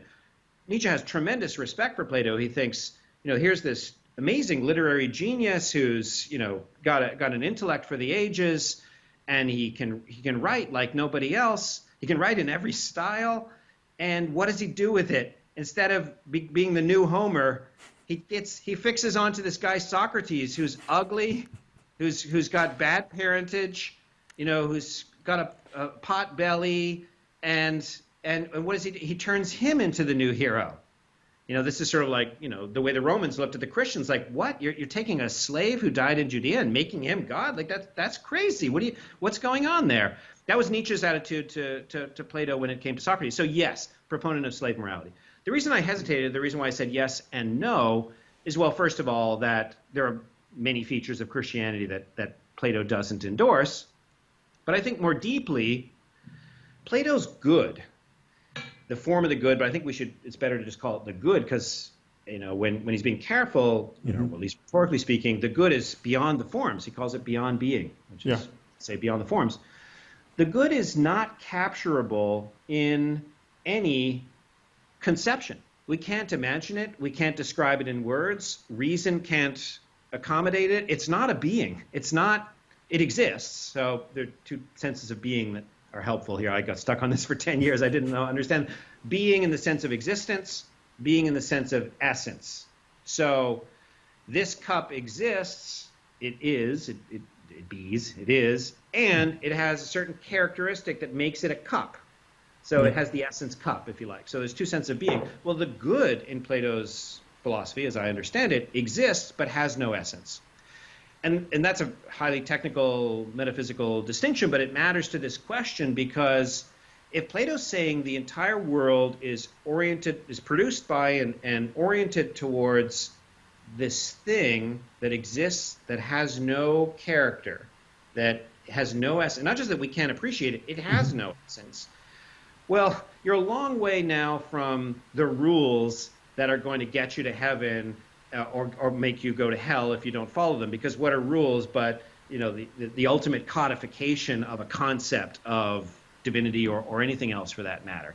So there's a lot to be said for Plato as a proponent of slave morality. Ultimately, the reason why, well, not the reason, but a reason why I'm still a Platonist despite Nietzsche's critique is I think he gives you the best remedy against slave morality, namely a universe oriented towards something that doesn't have the structure of slave morality. Okay, so when I'm mentioning a follow-up question, yes. I think had nothing to do with that, and now you're going to tell me if it makes sense or not. So, okay. In the Republic, when... Sorry, this is what I thought you were going to ask next, so before I forget. I thought you were going to ask, is there a difference between ethics and morality? And I was going to say, for Plato, yes, in this Nietzschean understanding, because morality is this power play that weak people make to get, power from powerful people and then ultimately enslave them. Yeah. That's morality. I think he's right about that. But that's not ethics. I mean, these are just words, but there's some kind of goal in life that's higher than morality and in fact shatters morality because it's so much higher. That to turn the good into an idol, a set of rules, a morality, or even a conception of God is to be fundamentally anti-Platonic. So again, that's not the question you were going to ask. I'm sure you have a very good question. I just thought that would be a great next question because I think that shows quite nicely why Plato is not a proponent of slave morality. Yeah, right. And thank you for that. But going back to my follow-up then. In the Republic, when Plato talks about or presents his utopia, Yes. if I remember correctly, his society would be stratified. Yes. Right? And at the top, we would have the Philosopher King, Yes. and so on. So, I mean, with that in mind, isn't that... I mean, I'm not sure if Nietzsche would think about it that way, but with the society structured that way, and we can get into that next, because I will ask about the Übermensch from Nietzsche and the Philosopher King from Plato. Yes. I think it's worth comparing them. Oh, absolutely, yes. But I mean, with the society structured that way, that is, at least to some extent, also an aristocracy. Yes. Isn't that also proposing at least a version of master morality? Oh, yeah. Sure. I mean, Nietzsche has nothing against master morality. But I mean, also, of course, this is a complicated question because master morality is a term that comes from Nietzsche. I don't know if there would be an equivalent in Plato, but I mean, if Nietzsche were to look at the Republic structured as Plato suggested, I mean, do you think Nietzsche would approve of it? Did he have something to say about it or not? Yeah, as far as I don't recall him talking about that precise, feature of Plato's philosophy. I could easily be refuted by a passage, but I don't recall one. But I think he would simultaneously reject it because it's based on so many Platonic premises that he rejects. Right. The form of the good and the forms and the immortal souls, et cetera, et cetera. Maybe not the immortal soul, but at any rate, it's based on all that. I mean, in other words, in its integral form, it's thoroughly Platonic. So he would reject it. But Nietzsche is a proponent of aristocracy, namely a rule by the best. Right. And he's also a proponent of natural slavery, which Plato also advocated. In other words, they're both proponents of the master-slave relationship as, if not a good thing, at least a necessary thing, but I think for both of them, I think a good thing about life. So they completely agree about that, if that's what you're asking.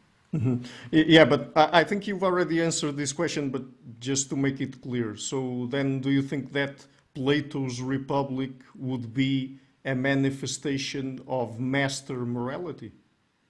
Or not? No, because master morality, if you're talking about as Nietzsche understands it, yes, master morality as Nietzsche understands it is Homeric values.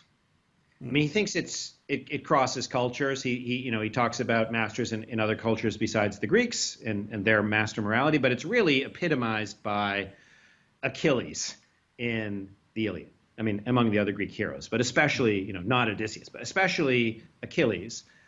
And so what is it? It's a joie de vivre, first of all. Joy is crucial. Can't be in any way miserable. It's joy, but it's a joy in power.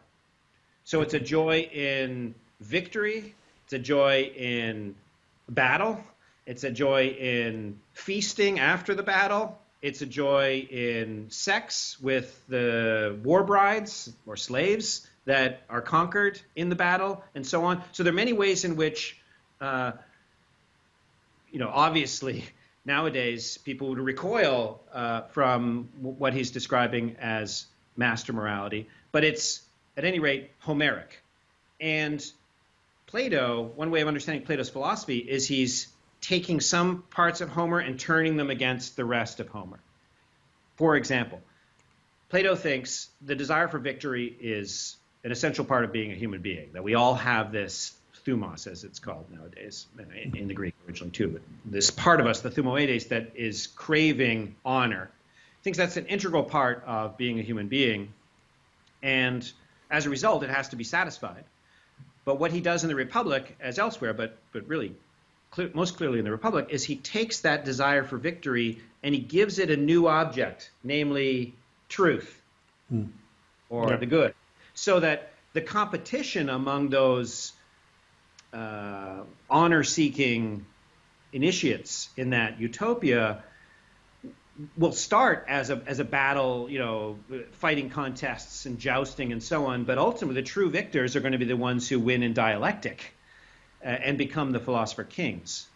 So trying to remember the original question and where I'm going, but I guess first I want to say that Nietzsche thinks that that is not master morality in the utopia because it's not Homeric, because it's oriented towards these philosophical ideals that are themselves intensifications of slave morality. So the immortal forms, that's, as I said, that's just thinking that there's identity and difference and giving a really clever account of identity and difference, but there is no identity, there's just difference. So it's an intensification of slave morality. It's anti-Homeric in some ways. He's cutting out parts of Homer, as we discussed earlier. He doesn't think, I don't think Plato thinks it is, he thinks it's bad to rape, for example, but it's taking that desire for victory that's crucial in Homer and turning it towards these new goals. And this is a nice illustration of what I mentioned earlier, of how Nietzsche sees the Greeks of the 5th century turned the ideals of their culture against themselves and spoiled their culture. And Plato is the apotheosis of that tendency. Okay, so let me ask you another question about that, because I think this is important also to clarify a little bit both Nietzsche's and Plato's morality, because as you mentioned earlier, there are aspects of morality that are not present in Plato, right? Yes. Okay, so, and also to get again into some of the details of these discussions surrounding master and slave morality and what Plato possibly would have thought about it if he was exposed to Nietzsche's work, let's say. So when it comes, let's take the idea proposed by Plato again in the Republic about how society should be structured, about the people at the bottom of the society, the downtrodden and people like that. So in Plato's Utopia? Yes, about those. I mean, does Plato say anything about how people at the top should behave toward them? I mean, would they have any duties, any obligations toward those people or not? Okay, well, first we need to be clear about the structure of the city. So you referred to the 3 classes. You've got the rulers, who are ultimately philosopher kings, or they're called guardians. Then you've got the auxiliary class, who are the soldiers, who are so you've got the executive, which they're making the decisions, and then you've got the enforcers, both of domestic law and of foreign ambitions and defense. So the police and the army. And then you've got the producers, who are responsible for the economic life of the city. That's the version that you get in the Republic that gets discussed and that plays the role in the arguments and so on. But there are lots of other people in the city that just aren't mentioned. Or if they're mentioned, they're not given much treatment. So, this is, we need to be careful with our terms here because, I live in Pittsburgh, the city of Pittsburgh. And when you talk about the city of Pittsburgh, you draw a line around it. And then when you talk about the city, it's whatever's within that line. That's not how the Greeks, or at least of this time, or Plato certainly thought about a city or a polis. You could draw a line around Athens, for example. That's not going to tell you anything really interesting about the city. The polis is the people, and that's not a pedantic distinction because some of the people inside that line are not going to be part of the city, the slaves. Okay. Right. Or, in historical circumstances, the metics, we would call them nowadays the undocumented immigrants.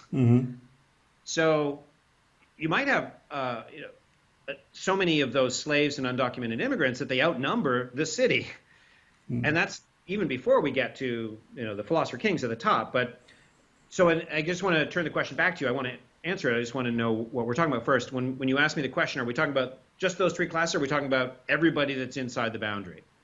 No, I mean everybody that's inside the boundary, and I was referring specifically to the ones that are really at the bottom or aren't even mentioned, as you said, like the slaves and perhaps poor people. I mean, people like that. Yeah, right.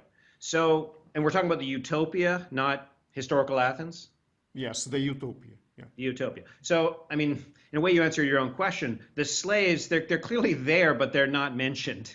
So there's no discussion of how you're supposed to treat them, except by implication.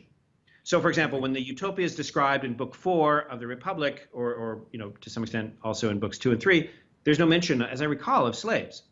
But when the city, the perfect city, breaks down, and just for those who haven't read it, he describes this perfect city in books 2 through 4, and then books 5 through 7, he talks especially about the philosophers who are ruling it. And that's the stuff that Nietzsche would really reject. And then, most of it anyway. And then in books 8 through 9, he talks about, well, what if you don't have philosophers ruling? What happens to this perfect city? What happens if you got this city established, but then in a generation you don't have any real philosophers, or something goes wrong in the educational system? How will it break down? And he describes a series of degenerate constitutions, one ruled by soldiers, one ruled by the wealthy, one ruled by the poor, and then one ruled by a tyrant. The one ruled by the poor is called a democracy. In Greek, that's just the power of the people. Yeah. And you might say, well, what do you mean the poor? I mean, it's everybody gets a vote. Yeah, democracy, every person gets a vote, but by definition, there are more poor people than there are rich people, so it's ruled by the poor. Nobody speaks honestly about this nowadays, but that's what it means. And because poverty and wealth are relative terms. So democracy is ruled by the poor, and these people are not properly educated, they're not properly bred, and so as a result, they don't make good judgments, and they have all kinds of erroneous practices, policies, habits, and so on. And he describes what life in a democracy is like. And it's remarkably similar to our own times, more and more. I mean, I've actually seen in my lifetime, especially the last 30 years, a lot of the prophecies that he tells about democracy coming true. Okay, so give us some examples. Yeah, I mean, don't let me forget about slaves, but immigrants. So obviously, immigration is a huge issue, and I would say becoming even more so, especially after flaring up with the Trump election, and also worldwide in other countries as well. And seems to me, however, that the steady policy of Western governments in the last 30, maybe 50 years has been to dissolve the relationship between citizen and immigrant, so that eventually there's not going to be any difference. That's something he says happens in democracies, because Democrats, that is to say people who feel at home in a democracy, don't see distinctions between people. We're all equal, man. Defensive. So distinctions between better and worse sexualities, distinctions between better and worse genders, distinction between better and worse races, distinctions between superior genes and inferior. I mean, you go on, like all the hot spots of the debates in the culture wars these days. The Democrat, that is to say the person who feels at home in democracy, is always going to say no such distinctions. All such distinctions are evil, right? Homophobia, transphobia, racism, et cetera, et cetera, et cetera. And I don't need to, we don't need to get into it, but obviously that rhetoric and those practices, the critiques of those things, have been intensifying in our lifetime, especially in the last, I would say, 10 years. So that's I would, if there's one recommendation I would get, well, this is a Nietzsche. I was going to say, I was going to recommend Book 8 of the Republic, where he talks about democracies, and it's only like 5 pages, but it's just like a point-by-point prophecy of what's been happening in a lot of our culture and in the culture wars. But at any rate, you asked about slaves and how they should be treated. And in the democracy, the distinction between master and slave the Democrats think shouldn't be respected. So slaves can behave as if they were masters, and masters behave as if they were slaves. So too, between the age groups, the young start behaving as if they're old, the old start behaving as if they're young. Okay, so now going back to Nietzsche, I will try to articulate this as best as I can, because it's a sort of a complicated thought/question, but sure. Okay, so Nietzsche was also against democracy. So, yes. Not necessarily for the same reasons as you said, but he was very also... similar reasons. Very similar reasons, yeah. Okay. Yeah.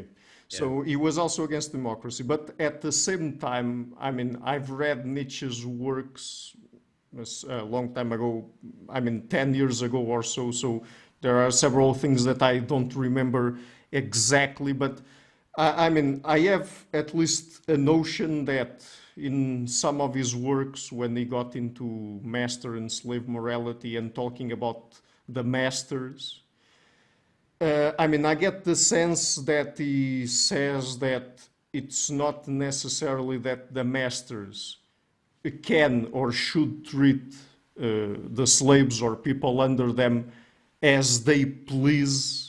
But they have certain honorable psychological aspects, and they can have empathy toward the people below them. And I'm not sure if he says this directly, but at least it seems to me that he implies that if they have these honorable psychological traits, they should feel some empathy toward the people who are underprivileged or something like that. So, am I interpreting these wrong or not? That sounds roughly right to me. I would want to qualify it eventually, but in philosophers of slavery, I'm thinking of Plato and Nietzsche, but also Aristotle, who have this view that there are natural masters and natural slaves, which is to say some people are born with kind of masterful dispositions and other people are born with slavish dispositions, which is just roughly the distinction. Some people like to make decisions and make good decisions, and some people like to have other people make decisions for them, and they like to follow the people who make good decisions. But that's the clean version of it, if you like. Of course, it's not just that the master makes the decisions that are good for the slave. That's like a master-pet relationship. So, I've got a dog, for example, and I make the decisions, and she, for her. Like I decide when it's time to take her to the doctor, when she's ill, when she should be fed, how she should behave around people who come into my house, et cetera, et cetera. I'm the master, and she's not. And just as a side note, back to the point about Plato's prophecy about democracy, another thing he says is the distinction between human and animal starts to dissolve. And I think this is just a good sign of that in my lifetime. I had my first dog when I was, in my teens in the 80s, and I was the dog's master. Nobody said anything different. I got my second dog. She's 15 now, so 15 years ago. And I remember, in some context, it came up that I said that I was the master, and like somebody recoiled. And I've seen that happen over and over again. You're not supposed to say you're the master. Now you're the pet's person, as if you're on the same plane and you just happen to be the one who makes all the decisions. I think there's a lot of euphemisms in democracy because these hierarchies still persist. I think hierarchy is natural and inevitable and not always evil. It can be evil, but not always evil. But a guarantee of evil is pretending that you have a hierarchy, that you don't have a hierarchy when in fact you do, because that's deception and dishonesty and all kinds of, that's just a breeding ground for corruption. That's one of the reasons why I'm critical of these democratic pretenses that we have nowadays. But the master-pet relationship is one where I make all the decisions for her, but I'm doing it for her sake. I mean, I take her to the doctor when I think she's ill and she can get better. I feed her at a certain time, not because I'm mean and I've been withholding food because, I want to eat it. It's because I think it's best that she not eat all the time, which is what she would want to do. I mean, that's just a clear case where her life is better because I make the decisions. Otherwise, all the meat in the fridge would be gone by now instead of being dispensed. Okay, so the clean version of natural slavery that Aristotle and Plato, whom I know better on this question, highlight is that that's what the master-slave relationship is like. Okay. What they don't pay as much attention to is the ways in which it's not like a master-pet relationship because I feed her at certain times for my benefit would be the idea. Now, your question was, does the master have some obligations to treat the slave well? Yeah, and basically, if he has some obligations and if he simply cannot just do as he or she pleases. Yeah. So I want to give two answers that are in tension. I think they're both Nietzschean. One, I've just sort of set up because I think he's part of this philosophical tradition of thinking about slavery that's modeled on the master-pet relationship or the parent-child relationship. And, even though I have the right to make all kinds of decisions for my pet, like there are many bad decisions that I could make. And even though it's my right to make those decisions, you could look at me and say, what an awful person, he only feeds her, or, even worse nowadays, he feeds her 5 meals a day and she's obese because, he just gives her what she wants. Like that's an abuse of my master privilege. Yeah. And you can see that happening all the time. Again, Plato would be all over that. But that's in tension with another view that Nietzsche expresses. This I remember quite distinctly. Another view Nietzsche expresses about natural slavery. It's in an early treatise, a little essay, I should say, that he wrote at the same time as The Birth of Tragedy. So it's 1873.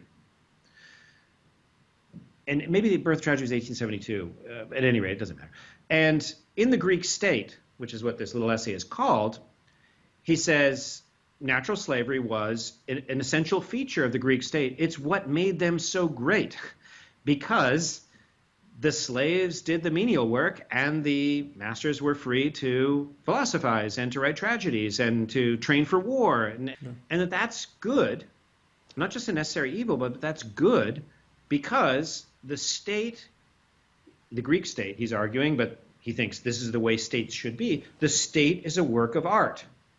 And that's why it's important to understand the book, The Birth of Tragedy, and the views in it to understand this treatise, because Dionysian, the Apollonian, giving you this perfect synthesis, etc., as we discussed, the world itself, of which tragedy is an expression, which has the Schopenhauerian will and the phenomena, but then the state is just like a tragedy.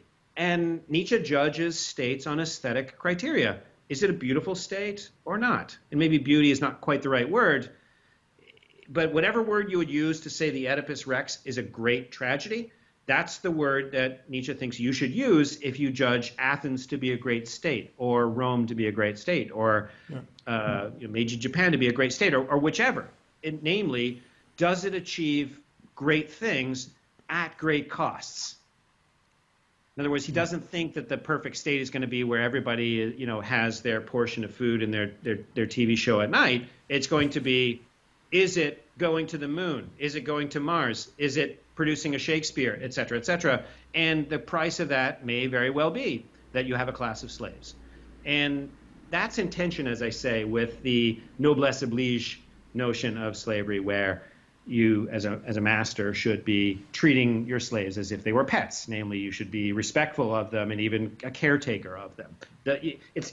I think all three of these figures hold those two views in probably an irreconcilable tension. Right. Okay, so now let's get into one of the questions I alluded to before, the Übermensch versus the Philosopher King, because I think that's another interesting distinction to explore, because that might, in the two concepts, probably manifest some of the distinctions in terms of thinking between Plato and Nietzsche. Some of them we've already touched on or talked about. But okay, so starting with the Philosopher King, what is the Philosopher King? What are his traits? I mean, the ideal traits according to Plato. Yeah, he lists like 7 of them. I mentioned one already, which is crucial, which is courage. So the people who eventually become philosopher kings start out as being trained for war. And that class of soldiers, the warriors, are the people who didn't make it on to the next stage to become philosopher kings. So in other words, let's imagine we get a generation of children, we got 100 kids, 5 years old, and we start training them for the future. We're going to be training them as soldiers. And, Plato's not a sadist. He doesn't think that immediately, you give them weapons and he thinks you titrate the knowledge of war and the gore and so on according to age. And he has quite sophisticated ways to do this. But he also thinks, for example, as I mentioned earlier, you start training them in the values of a warrior. And since Homer is how we train our children, we got to be careful that there aren't passages in Homer which will make them bad soldiers. Mm-hmm. At any rate, of those 7 characteristics, which are, cleverness is clearly one of them, good memory. I forget the others for the moment, but you sort of get the picture. But I want to emphasize courage. In other words, these aren't nerds. These aren't, these aren't the people with high IQ. I mean, they may have, and they should have high IQ as we understand that nowadays, but that's just one of these other 6 criteria. A very important of which, the most important in that early stage until the age of 20, the most important is, are they courageous? And maybe I'll just pause on this because it's important to me as I think about my career in my field, philosophy. This clearly is not a field, academia in general, this is not a field in which there is any selection for courage. Right? There is high selection pressure for IQ, if you like, for quantity of publication, which it comes from certain character traits and not from others. Conscientiousness, perhaps, that is not the same as courage. So. It's not the same, or it is? No, it's not the same. It's not, yeah. No. And, I think it becomes blindingly obvious the longer you spend in academia that academics, by and large, let's just say nice, are not courageous. I think there are a lot of cowards. And that's... Oh, okay, but wait a minute. Is this courage something that, in the eyes of Plato, should manifest only in certain domains? Like, for example, since he's talking about the Philosopher King, in the intellectual domain, or just across life? Across domains, yeah. He thinks that if you train somebody and select for people who are courageous under physical duress, you're going to find that characteristic, which is also going to manifest in what you might call intellectual courage, or courage in intellectual circumstances. Mm-hmm. And you anticipate nicely the point I was driving towards, which is that in this field, academic philosophy, but like most of the other, I would think maybe of them all, you don't have an institution which is selecting for people with that quality as a minimal condition, or training them in that, whatever that would be like, nothing like the training that we get. And so as a result, you get a highly conformist environment in the academy, where courage is, if nothing else, an antidote to conformity in the intellectual domain, because somebody's willing to say, hey, this is false, even though everybody else says it's true, and is willing to say it despite the fact that he's going to be ostracized, for example, and the pain that causes, not to mention other consequences. So you asked about the Philosopher Kings, and I just said, well, here's a feature of them that makes them unlike what people today's philosophers or philosophy professors. And Plato's totally aware of this. In Book 6, which is a book about the philosopher, he says, here are the versions that you'll get if you don't have this training or this selection. And he describes very well the professor of philosophy. He says it's like a noble family has lost all their wealth, and they have to marry their daughter off to the tanner, which, the tanner is like, he may be a free man, but he smells. To be a tanner in antiquity, or that the chemicals used in that just meant that they smelled. So at any rate, he's talking about being a philosopher without this training is just like, you've fallen from grace. You're not doing the real thing. But so, so is he just talking about an ideal, or did he have any specific people he pointed to that could be philosopher Yeah. kings. Yeah, he didn't point to anybody, Okay. but I think he's got to have two people in mind if he has anybody in mind. Socrates, probably. Socrates Yeah. and himself. Yeah. Well, I Okay. mean, he's a narcissist without showing, and I don't mean that in a bad way. I mean, just as I said with Nietzsche, he's earned the right to that because he's one of the great minds and writers of all time, and he was also apparently a great wrestler. So I think that he is, drawing on his own experience of physical exertion and physical courage when he describes those soldiers. And of course, Socrates, just as many Athenians, fought in battles because of the Peloponnesian War. And by Plato's account, which may be glorified, Socrates was a great warrior. At least he was a courageous one who stood his ground in battle even when others fled. And Alcibiades in the Symposium, when he gives a speech in praise of Socrates, says, if it weren't for this man, I would be dead because the army was attacking and I fell off my horse or whatever. And Socrates stood his ground and defended me against however many excess men. And as a result, I was able to escape. So. Yeah. Probably not completely true, but I think that, Plato's not going to make stuff up whole cloth because his audience will just, his audience knew the guy. So, his audience would have dismissed these things completely. So there's got to be some reality to that. Hmm. So what about the other main traits? Yeah. Once you've got that pool of warriors, you select them. The first way that you select them is you find who identifies his own fate or her own fate, because he thinks that women can become philosopher kings, who identifies themselves with the city. And he's quite specific about that. If the city does badly, they feel like they're doing badly. If the city does well, they feel like they're doing well. They never feel that their fate and the city's fate is different. And what's stated as such, what a great criterion for the selection of leaders, because think about our current crop. I mean, this is a constant problem in every state, of course, but the way in which people rise to the top who don't have the interests of the state, but instead their own interests. Plato's aware of that problem, and he thinks that because he's got this fantasy where he can select, he's going to select for that criterion, and then he's going to give them what we would call philosophical training, which ironically, well, not ironically, but to an outsider seems like a surprise. 10 years of education in mathematics. And there's some practical reasons for that. It's going to make them better strategists, and they're going to do artillery better and so on. But it's really an intellectual formation in regarding eternal, timeless truths that Plato thinks math gives you, in the most direct form. And after all, math is still taught. It's kind of amazing to me how much math is still taught to children and youths in school. It just seems so countercultural. I think it's just a legacy of our past. It probably won't continue to the same extent. But Plato thinks that's propedeutic to studying what we would nowadays call philosophy, which is an investigation of questions like what is justice, what is courage, what is goodness, and so on. That's called dialectic. And that comes, so we're now up to age 30, that comes from ages 30 to 35.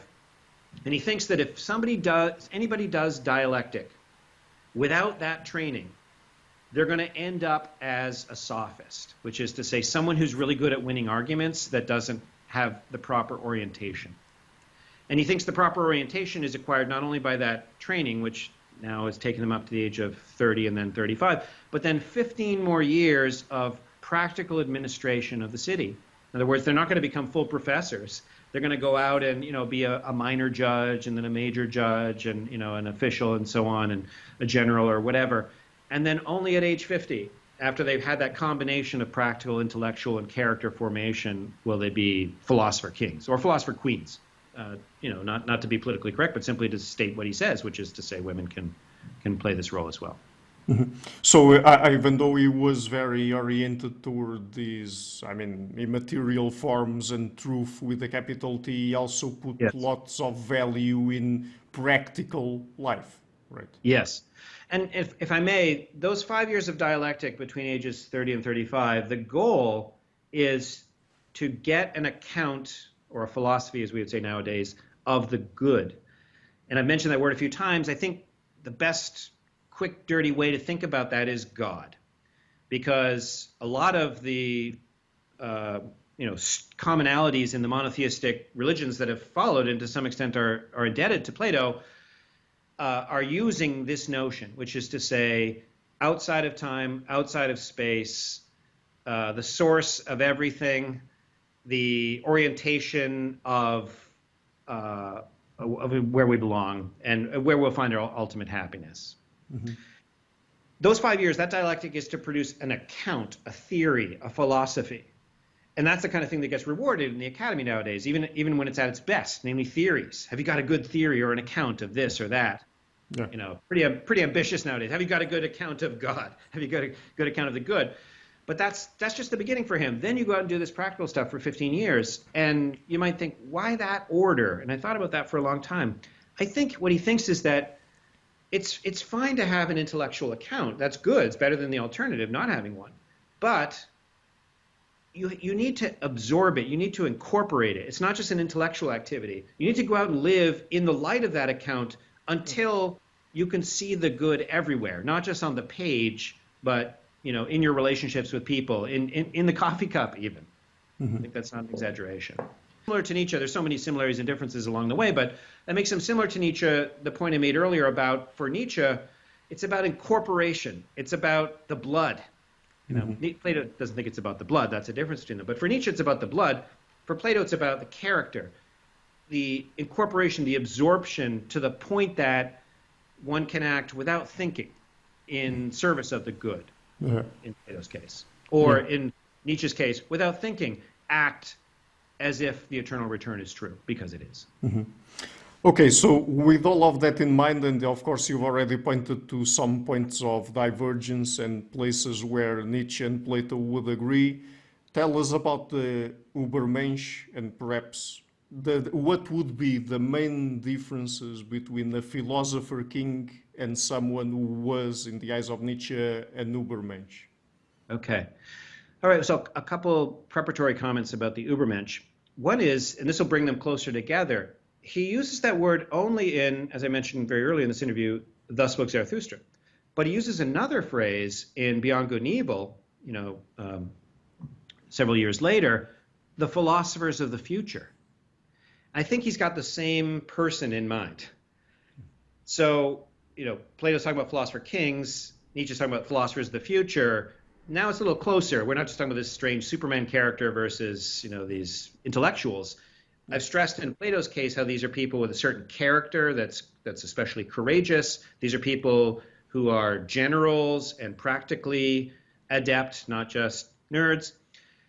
That brings them a little closer to the Superman, the Übermensch, but Nietzsche himself brings the Übermensch closer to Plato's Philosopher King by calling them philosophers of the future. So what's a real philosopher for Nietzsche? Not just, the philosophy professors that both of them share scorn for, but who are these philosophers of the future? So that's the first preparatory comment. The second is that there's a very common mistake that's easily avoided in understanding the Übermensch. Mm-hmm. The common mistake, and I mean among students, scholars don't make this mistake, but the common mistake is to think when Nietzsche describes master morality, that's what the Übermensch is.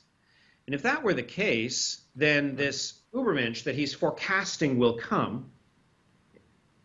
We don't need to imagine some hazy future. We can just look in the past. Achilles, right? Or a samurai, or however you like, these master figures who like jousting and raping and feasting and so on. Oh, okay, is that what? No, that's not what he thinks. And I think this is the tip of a deep iceberg, because we talked about master morality and slave morality earlier, and slave morality is clearly bad, he thinks. And what makes it bad, to be clear, is its dishonesty. It's not bad because it's striving for power. Everything strives for power, according to Nietzsche. It's bad because it strives for power in a dishonest way. Masters, by contrast, are also striving and keeping their power, but they're doing it openly. So there's a value judgment there for Nietzsche, namely strive for power, but do so openly. However, the Übermensch is superior to the masters because the Übermensch will come in the future, the masters in the past. That's not the because. That's the case. So what's happened in the meantime? Well, there was this master class, let's just say in the Homeric period, and this master class got tricked by the slaves, and Plato was an important moment in that trickery. Christianity was, a big moment in that trickery. Nietzsche says in Beyond Good and Evil, by the way, that Christianity is just Platonism for the masses. In other words, you take the Platonic metaphysics and you give it a memorable story of the sort that most people can understand, and bang, there you have the corruption of master morality. Well, it's not all bad, according to Nietzsche, because the masters, to put it bluntly, were stupid. I mean, first of all, they got tricked. But secondly, you look at Achilles, for example, or the other Homeric warriors, they're kind of simple. There's not a lot of depth to them. So, I mean, sure, I'd like to hang out with them and sort of see what they're like and so on, but, I feel like I would exhaust, in my inquiry to understand them, I feel like I would kind of exhaust what there was to know after a while, after a few beers. And Nietzsche thinks the same thing, that they're simple, and that what slave morality did, because it was dishonest, it had to be clever. It succeeded, it tricked the masters, but as a result, it produced the priests, who are the new master class, at least he's describing antiquity. This new master class, who, in the sense of controlling the population, but they do so now with a spiritual depth that you didn't have in the person, say, of Achilles. And so he says, with the invention of the priest, humanity became deep, dangerous, and interesting. So he's saying by implication, Achilles is not interesting. And I see what he means. As I say, of course, I'd love to meet Achilles, fictional character. But in some movie, I'd like to have a few beers with him. But it would be interesting in the way that Richelieu would be interesting, or many of the other strategists, priests, and so on, the theologians. So humanity becomes deep, dangerous, and interesting in the person of the priest. And I think what he's imagining that the Übermensch to be is Achilles with priest combined. In other words, this figure who will be simultaneously deep, dangerous, and interesting, as well as living joyfully in the pursuit and maintenance of power without any guilt or resentment. Right. So, and about the points of divergence. I mean, where do you think the Übermensch differs the most from the Philosopher King? Okay. So let's go back to the Philosopher King. The Philosopher King, after those 15 years of practical city administration, in Plato's narrative, and this is simplistic, but in the narrative, has a revelation, sees the good. Mm-hmm. And it's important that it's seeing, it's not thinking the good, it's seeing the good. And that's what I tried to highlight with saying, all of a sudden, or maybe over time, wake up one day and realize, wow, I feel God, I see God everywhere. The good, and we don't need to use God now, the good. The Philosopher King is oriented towards the good, not towards power. Power is always used in the service of the good. Mm-hmm. Power is downstream from the good. But in the Übermensch, or as I put it, Achilles fused with the priest, this is somebody for whom there is no good in Plato's sense. There is no transcendent spiritual realm, and in fact, that's a slavish trick. Yeah. And the difference between the Übermensch and Achilles is the Übermensch is not going to be tricked, because the Übermensch is as deep and dangerous and interesting as the priest. He's been there, he's done that, and he's going to the next stage, which is life without, as I mentioned, guilt and resentment, which, just to reprise, were the products ultimately of this species-long error of linear time. Maybe now the components are coming together that the Übermensch is going to be the first person, if you like, who will not be human any longer. This will be the first being that's like us, but is no longer part of our species. And he's not just talking ideals here. He means a biological transformation. This is why it's a breeding program. It's not a bunch of philosophy seminars that produce, the Übermensch. It's a breeding program that will eventually produce a first, and then a generation, and then many beings who are kind of like us, but believe in the depths of their blood in the eternal return, and as a result, don't feel guilt and resentment of that deep existential variety that I described, and as a result, don't need the illusions of logic and substance and all the philosophical tricks that Plato was a party to elaborating. They won't need that because they've evolved beyond that. That was an evolutionary stage. Remember, the human beings we imagine who don't believe in logic and substances and so on, they died out. Well, this is going to be the superhumans who have gone beyond the need for those things and can live without those illusions. Mm-hmm.